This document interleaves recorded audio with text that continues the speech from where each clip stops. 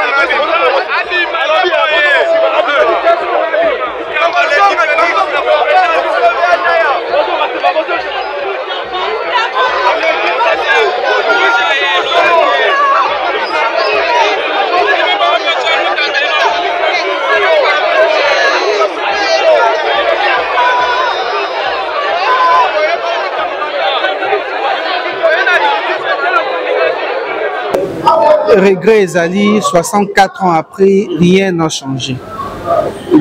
Rien et rien n'a changé. Même système, même modèle, même personne. Donc rien n'a changé. Par contre, la République a reculé.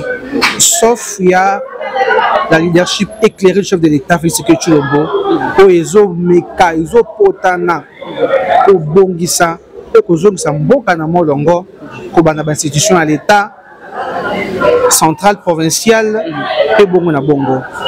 Olobi leadership éclairé à chef de l'État Félix Tshilombo. Mais Kalaming te doto comme on Mboka Jean Lucien Boussa Koloba été depuis 1960 kino lelo oyo Mboka na biso ezali ko souffrir na crise ya leadership. Binonde bo bengi de Jean Lucien Boussa mwana Mboka ali moyini ya Mboka. Azali bato nyonso bautaki na Kabila, basalaki na Kabila, basali bana Mboka Kongo te.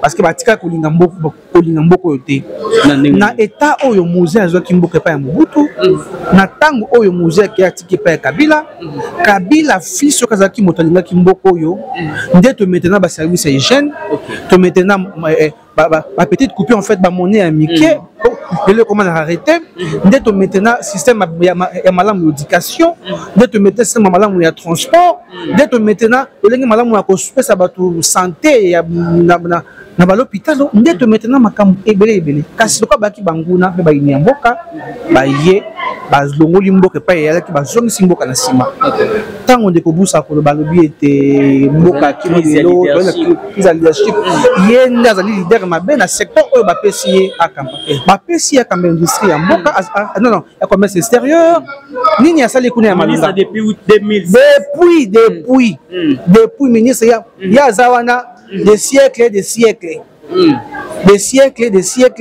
il asali jubilé ba ministre asali eloko te asali atika ko sali eloko ya malunga te azana leçon oya ko pesa na peuple congolais te ndeko busa. Est-ce que tu as quelque part tu as ezali pe insulte na chef d'état parce que mutu azali koloba bongo azali membre ya gouvernement na 4 insulte mais azali outrage na mokonzi ya mboka atie mokonzi ya mboka ni sapena miso ko na moto atindi eto do bampoli moto mo aza quelque part mais busa ke ndeko tuka Félix tango bakolika basimba yo ndeko mo ça ngo monya bi leadership éclairé ya mokonzi ya mboka biso bato to kumiso to en fait to soutenaka vision ya mokonzi ya mboka to mona kapé mosika lokola ye to ko simba ndeko busa te akokende ye moko na maloba na ye ko likambo ya bantese mfoko loba ete na komia wa po ezana bato mususu oyo siko poto ba vérité ba ko saper image ya mokonzi ya mboka à cause ba billet vert pa ba kabisa ko sutura ka bango ba mbongo po pesa bango ba poste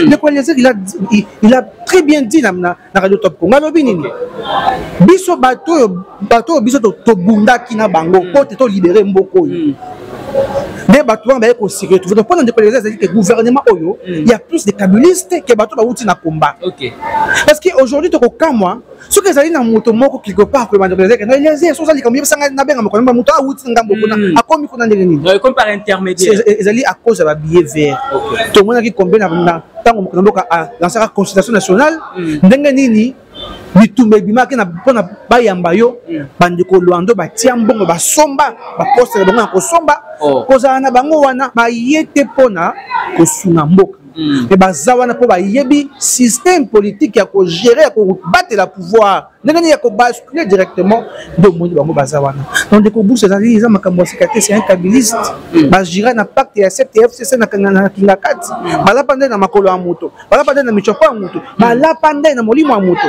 donc ndenge bazawana bazali bato yo bakozanda kisate bakosunga mokonda mboka te lelo te lobby bakosala nzoto pa ya Félix molimo pa ya Kabila to pesa faute pa ya nani mwana mboka Sylvain le Congo soki yo yebi yango c'est tata mokonzi ekolo pa yebi yango ezali pa ya ba collaborateur ya mokonzi tata mokonzi ekolo te osunga tata mokonzi ekolo te mokonzi mboka ali ko c'est pour monnaie nuit et jour de ko défaire ozalaka na biso na campagne au monde mokonzi mboka nenga perdra poids 53 et quelques meetings attendons toutes les provinces des meetings en meeting c'est comme ça que na ba avion c'est comme ça na mitou c'est comme ça ko kende yango na hélicoptère avec ba danger mboka perdre ki ba poids il a beaucoup souffert pour na mandat au lisusu azui yango na effort muté po alobaki pe yo ki apesi confiance c'est 3% attendez ndeko nanga alobaki ezali pouvoir moko ya ba accord eloko moko te même à liboso pesa ki pona encore te mais ndeko nanga alobi yango ezali pouvoir ya accord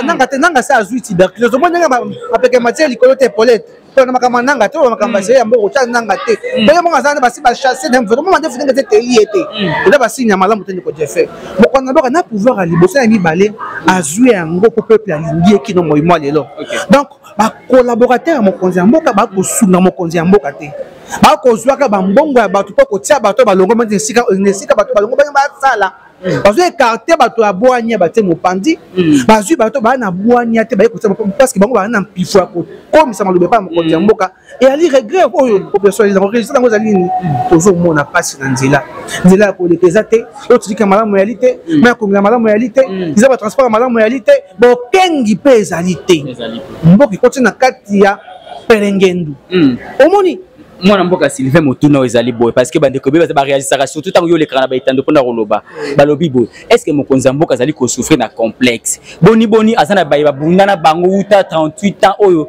omba ya IDPS mais tant azu bokonzi akomi ko tia ba bazala ki kasiki ya kabila ba kabila to tondio te tata mokonzi ko azali ko continuer ko pesa ka bango ba poste est-ce que ezali complexe to ezali peu fruit quelque part pe ya ko respecter ka ba corps oyo cinéma ngaka d'abord pona ko bongiso lobi likamba complexe d'abord le chef d'état c'est un jiken. Et vous savez, Jiken Zanan. Jiken Ali Mone ya poto, bateau ya poto, bateau wana. Complexe les avions mon konzambo kate. Attends un avion ou to bon moine, biso ko to to na ba avion na ba ménopause. On a mokata tango yaki na ba avion kala. Donc azana complexe envers Motuti. OK.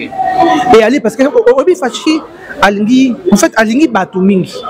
Et pas lingi koyoka batu mingi. Vous voyez?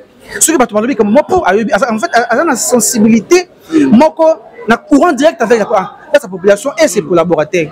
Donc j'ai fait le secrétaire général Nangai et entreprise moko songo na ali ministre. Ce que singabi mo konzie tala moto wana boye na koyoka yote na yoki yo en même temps na ko sa banquette na yoki pe yo. C'est ça. Ce que likambu moko ezali po il semblerait même ordonnance etanga maki ya suka même na dernière minute wana akomba bateko kenya ba biki ba kolongola. Yo monaka oka batanga ndeko koza mutama tumungwa batanga ndeko mutamba na video na ba repêchage ya ko repêcher na stylo mopandi ezali kaka kolongola bataki yo ba longo ba cheba katako ba longo ba chio okona mboka sana complexe ya mutu parce que bakabiliste wana baza biloko tengisha mokona mboka sauf que ezali trahison autour ya chef de l'état bato ko travailler na mokonzi ya mboka ba ko trahir mokona mboka butu lokwa na moyi mais ye moko ana complexe ya bangote ko baza biloko te ba ko représenter le comment tengisha mokonzi ya mboka. Voilà mwana mboka Olanda ki bongo discours ya ndeko Corneille Nanga pona 64 à Lipanda alobi tata mokonzi ekolo azali ata na volonté politique moko te ya ko organiser ka ba défilé pona ko honorer mémoire ya ba soldat pe ba Patrice Lumumba moko babundaka pona bonsomi ya mboka na biso parce que ayebe te pouvoir ezali pouvoir moko ezwami na ndenge ya nyamu. Est-ce que ye moko nanga ko yebisa biso niveau ni yatikaki ba agent ya CNI na salaire église ye bayaka balobi aza pasteur église oyo bafungela kai na salongo atika yango na niveau ni etika ngo epa nani epa diakono to epa nani. Est-ce que nanga aza na leçon ya kopesa peuple congolais lelo?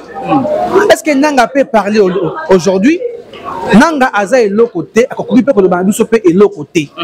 Voyez voyez kata nani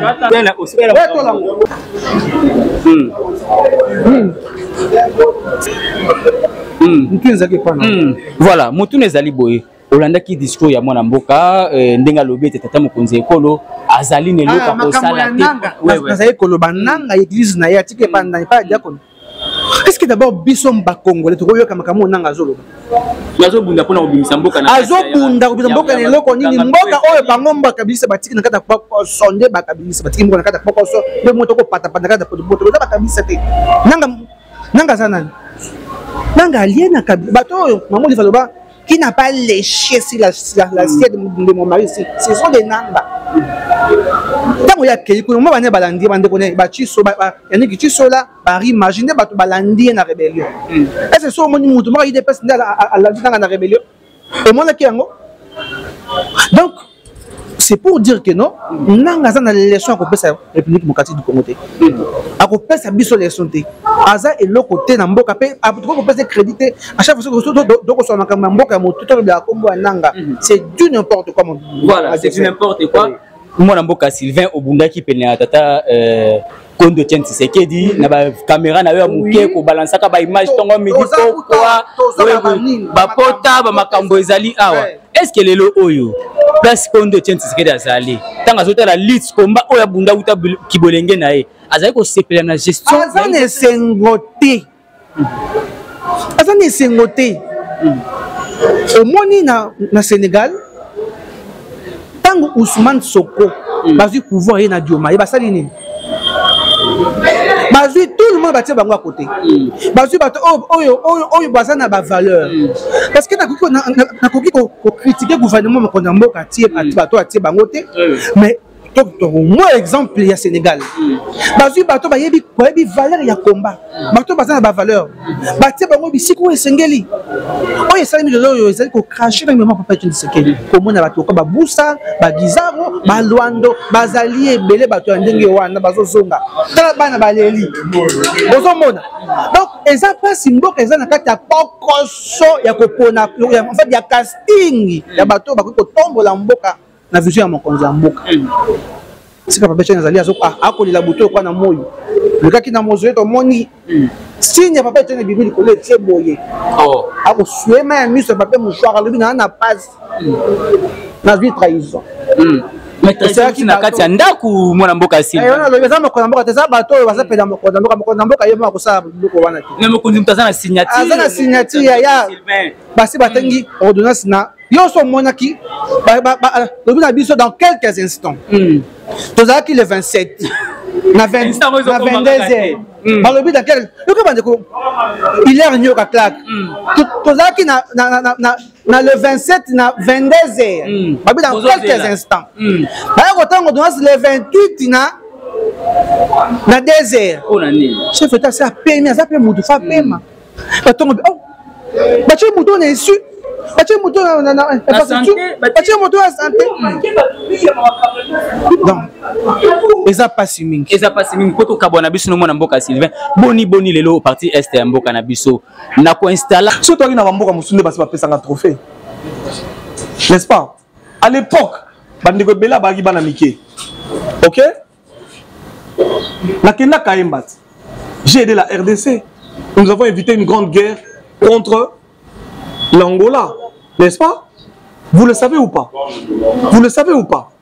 Ça a été même débattu au Parlement à l'époque. Vital Kamerhe, habité Vital Kamerhe, il a un problème. Pour le premier tour, on a eu pas Moutazaga présent, il y a Parlement. Pas débattu, on a Parlement, Moukilemona. Moi, à l'époque, j'étais très jeune. La Kena Kaem, on a borne, on a expliqué. Nous avons évité une guerre. Parce qu'à l'époque, on n'a pas divisé Congo. Tout le monde a un mouvement, il y a Est, il y a Ouest. Vous le savez ou pas? Je vais résumer en dehors de la Sali. Je viens du Katanga ici. J'ai fait l'investigation minière. Vous avez vu ou pas? Je viens d'aider la RDC à récupérer son lithium. Parce que comme tout le monde criait ici lithium, nous ne savions pas que Mabouina et ses amis avaient vendu ça aux Australiens. C'est mon documentaire, c'est mes enquêtes qui ont permis de révéler cette magouille, encore une fois de plus, des corruptions pour que RDC te perde le lithium. Mais grâce au documentaire que j'ai fait, la RDC a récupéré son lithium. Aujourd'hui, la communière a récupéré ses parts dans la JV. Je l'ai fait. C'était à quelle motivation? Qui m'avait payé? Qui m'avait payé? Nous le faisons. Vous ne le savez peut-être pas. Combien de fois j'ai été arrêté dans ce pays? Ça, c'est pour répondre à votre deuxième question. Face aux insultes. Mais moi, j'ai été insulté dans ce pays. Le PPRD n'a pas payé combien de gens pour m'insulter? Vous le savez ou pas? Le PPRD n'a pas payé des gens, même envoyé des filles pour me faire tomber. Vous le savez ou pas? J'ai été enlevé. Je suis allé en exil. J'ai été mis en prison. J'ai vécu. Ceux qui ont dit à l'époque que j'allais mourir sont morts, je suis vivant. Ceux qui ont dit à l'époque, qui ont prophétisé sur mon malheur, sont devenus malheureux, d'autres ont fui, ils sont en exil, je suis vivant. Vous savez pourquoi j'ai laissé cette chaise vide? Il y a quelqu'un ici, Jésus. Aujourd'hui, vous allez vivre l'une des plus grosses expériences de votre vie. C'est-à-dire, je suis en train de faire avec vous une conférence de presse spirituelle. Et tenez-vous bien, je le dis à la télévision. Monsieur Alinguet, tu vas tomber. Je le dis. Prenez-le, je vous prends tous à témoin. Tu vas tomber. Je ne serai pas arrêté. Je ne vais pas pleurer. Mais la défaite est dans ton corps. Ce que j'ai dit, c'est vrai. Si vous dites que c'est faux, si vous pensez que c'est faux, faisons le vrai débat. Venez à la télévision, allons au tribunal, allons au parquet, emmenez vos preuves, j'emmène les miens. Pièce contre pièce. C'est ça le vrai débat. Comme vous avez dit, oh, ils ont piège. Vous comprenez? Ils ont bon, au fondé, homme d'affaires, il y a après Bimisi. Jour Bimisa, vrai dossier na bango, ndetoko sama. Et bon, ça a déjà un CP là, on a repéré Sabino Biloko, Biloko Zali. J'ai des méga et des méga d'emails. Donnez-moi mon téléphone. Je suis même parvenu à voir le WhatsApp personnel de cet homme. Aujourd'hui, je vais vous faire des révélations. On peut savoir, non, bon, on a parti un message à WhatsApp. Ce que vous êtes en train de vivre ici, c'est le modus operandi yaye yoyebiango. Ça veut dire, ça va créer le problème. Merci beaucoup, mon cher confrère, parce que vous avez ici un témoin qui est en train, qui a vécu avant ce qu'il semble vouloir me faire vivre, parce que je ne le vivrai pas. C'est-à-dire, vous créez le dossier. Lui, il a vécu ça. Youssouf, la personne qui a témoigné, a vécu ça. Vous avez appris qu'il a été en prison. Dominique, l'Allemand que vous voyez, il a vécu ça aussi. Ça veut dire, ils vont créer une histoire. Bazu bakangi sur bakotisiona na boloko. So bakotisiona na boloko ba BBC réputation na yo le croisant armée numérique, ba BBC réputation na yo, c'est un escroc juste pour faire quoi? Pour distraire la population, désorienter la population. Amis téléspectateurs, restez zen. Qu'on ne vous désoriente pas. Notre inspecteur général de l'IGF a trahi la nation congolaise. Nous attendons faire avec lui le vrai débat. C'est pourquoi nous avons fait ce documentaire. J'ai risqué, moi, en faisant tous ces voyages. J'ai risqué. Et aujourd'hui, j'attends sur le vrai débat. Pour terminer avec votre... la dernière question. Quelles sont les actions? Je prie. Je prie. Tout ce que vous voyez ici, c'est ce qu'on appelle la réalité. Ils peuvent arrêter. Même si vous apprenez que je meurs, sachez que je vais ressusciter. J'ai appris avant de venir ici que Jésus-Christ est encore vivant. Qu'il est encore le roi des rois. Qu'il est encore le maître des temps et des circonstances. Moi, ma tête cassée. Jamais. Je vous dis, tenez-le. Monsieur, je te dis à la télévision, toi, tu n'auras jamais ma tête. Kabila a essayé, il n'a pas eu. Toi, tu vas la voir. Arrêtons de rigoler. On va aller avec toi jusqu'à la fin. Moi, je faisais des émissions, ma femme et mes enfants ont peur. Les gens se demandaient si j'arrivais à la maison. Mais dans le Dieu qui m'a protégé contre le PPRD me protégera contre vous. Vous n'allez rien faire. D'ailleurs, il m'a dit... Il disait... On le dit? Jésus. Il m'a dit, quiconque se lèvera en justice contre toi, tu le condamneras. Je vous condamne. Et les journalistes, et l'IGF, et toutes les personnes, magistrats, comment on appelle? Vous tous là, vous êtes condamnés au nom de Jésus. Et je vous livre au diable. Et vous allez voir dans leur vie. Je change leur vie à partir d'aujourd'hui. Vous allez voir le malheur s'abattre sur leur vie et sur leurs enfants. Comment on va payer? Retenez ce que je vous dis aujourd'hui. Dans le lobby, vos enfants, filles deviendront des lesbiennes. Vos garçons deviendront des pédés. Vous aurez des malheurs. Vous allez mourir. Moi, je suis un chrétien. Moi, je ne suis pas Nicolas Kazadi. C'est avec Nicolas qu'ils ont blagué. Regardez, ils ont fait pareil avec Nicolas. On emmène un journaliste, il crie. On envoie Nicolas au parquet. Mais papa, à qui vous avez 100 000 euros? C'est le même, c'est dit Youssouf. À qui vous avez 100 000 euros, tu vas libérer. Dominique, la même chose. Vous, la même chose. Ils font ça avec tout le monde. Est-ce que, oui, le système, c'est-à-dire, papa, makala wana. Jonas abima libumambisi. Bon makala, kabuna na bolorote. Akufi. Boyoka pete mutabine. Joseph Okotaka na bolorote, il va premier ministre. Alors, vous pensez qu'on va avoir peur de quoi? Voilà. Voilà, soi-disant, c'est quoi des Nazaboé. Bon, on a quand même un goût, maman boy. Parce que quand on photo bâtiment dans les réseaux sociaux, moi j'ai eu ça aujourd'hui à quelle heure? 11 h. Voici l'accusé de réception. Oui. Ma question est là plus en juridique. Oui. La partie phase des inquisiteurs, la phase secrète. Oui. Vous pouvez écrire Awa, décider à Babylone pour les secrets dans les réseaux sociaux. Voilà. Maintenant, quand on va partir, donc on va tirer la invitation. L'huissier de justice a été résidence dans le doté pour gagner dans le casier judiciaire. Qu'est-ce qui s'est passé? Et puis deuxième question, apparemment on réquisait déjà bateau basé dans le dossier. Est-ce que l'avocat n'a eu la voie juridique, il y a le dossier, mon cher frère, je suis en train de te montrer. Je n'ai pas peur de tout ça. Je prie un Dieu qui s'appelle Jéhovah Tchikenu. Je n'ai pas besoin que mes avocats aillent me défendre ou aillent récuser. Je veux voir ce type de main. Je vais le bouffer. Je vous dis, regardez-moi en face. Monsieur, j'ai un Dieu qui me défend. Je te dis, cet homme, peut-être même demain qu'il ne va pas se réveiller. Je suis en train de vous dire, moi je n'ai pas peur des intimidations, jamais, au grand jamais. J'ai toujours dit, si moi Miles, j'ai encore ma tête sur les épaules aujourd'hui, c'est-à-dire que Dieu existe. Parce que vous le savez tous ici, si je n'avais pas un Dieu, je serais mort. À l'époque, je n'étais rien, j'étais un enfant, mais ils se sont battus, ils n'ont pas pu. Il est écrit, ils te feront la guerre, mais ils ne te vaincront pas. Jésus-Christ n'a pas dit qu'il n'y aura pas la guerre. Il y aura la guerre. Vous voyez, quand je vois tout ça, mais c'est ma gloire. Dernièrement, l'invité va jouer, ça va combien? Merci. On peut continuer. Oui. Excusez-moi. Oui. Vous parlez de Dieu et vous évoquez que vous avez un Dieu. Nous avons un Dieu. Oui. Non, nous sommes très différents. Allez-y quand même. Je veux bien. Ouais. Mais seulement, moi, ma peur, les personnes que vous refusez, peuvent également, elles aussi, dire que nous sommes le même Dieu. Très bien. Moi, je veux que nous soyons sur le terrain de pauvre. D'accord. Et le fait de pauvre faire tomber les uns et les autres. Oui. D'accord. Suffisamment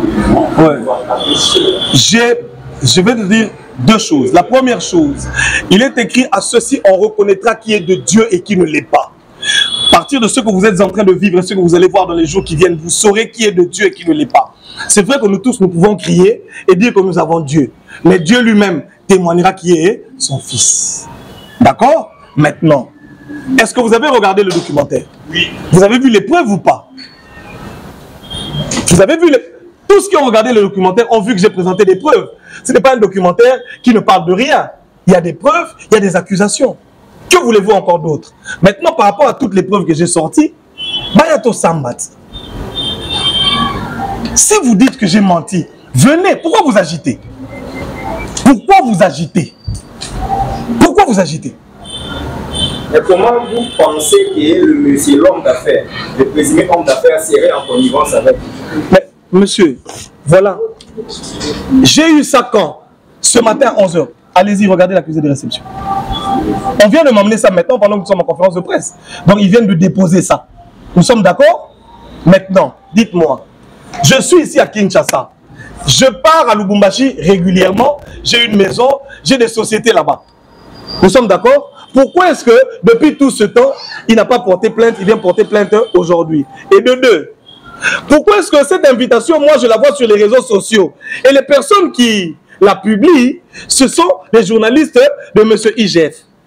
Vous ne trouvez pas ça louche? C'est-à-dire que ça s'appelle l'esprit d'égarement. Ils auraient bien pu monter leur coup, ils auraient bien pu organiser, attendre que j'ai l'invitation, et ensuite, commencer à crier. Mais comme le mensonge n'est jamais complet, ils se sont précipités de publier. Voilà, c'est ça. Voilà. On a terminé. Comment? Il serait peut-être accusé d'être en connivence avec les opposants pour déchoir une structure liée à la présidence. Parce que souvent, j'ai été impliqué dans son affaire, il a été accusé de travailler pour le compte de l'ensemble. Donc lorsqu'on vous accuse, il y a risque que vous soyez accusé au niveau de la présidence et vous travaillez pour déstabiliser cette structure qui est liée à la présidence. Maintenant, je vais répondre, je vais laisser les amis de l'UDPS vous reprendre. Parce que je l'ai appelé ici, parce que je voudrais faire une communication que je voudrais destiner essentiellement à l'UDPS. Je vais vous dire, mon ami, la personne qui travaille pour l'opposition, c'est monsieur l'inspecteur général. Regardez, dans toutes ses actions, il diminue l'action du chef de l'État. Il bloque tous les projets en rapport avec la vision du chef de l'État. Vous l'avez appris ou pas? Mais regardez tous les projets. Aujourd'hui, regardez tous les projets que ces journalistes publient.